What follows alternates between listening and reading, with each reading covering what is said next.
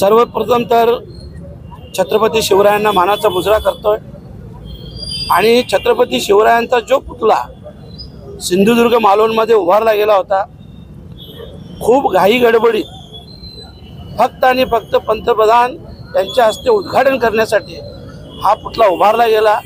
कुठल्याही प्रकारची त्या कामाची पाहणी किंवा कुठल्याही प्रकारचा दर्जा हा सांभाळला गेला नाही आणि म्हणून काही महिन्यातच तो पुतळा महाराजांचा हा खाली जमिनीवर पडला। खरं म्हटलं तर हा तुमचा आमचा सगळ्यांचा आणि अख्ख्या महाराष्ट्राचा हा अपमान आहे।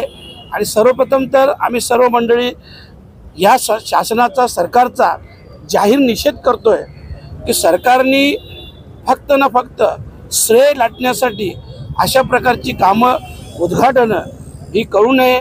महाराष्ट्राची अस्मिता, महाराष्ट्राची संस्कृती, परंपरा ही जपायला हवी। अशा थोर महापुरुषांचा जर अशा प्रकारे तुम्ही अवमान करत असाल तर हे निषेधार्ह आहे आणि म्हणून आज आम्ही सर्वजण महाराष्ट्र सरकारचा जाहीर निषेध व्यक्त करतो।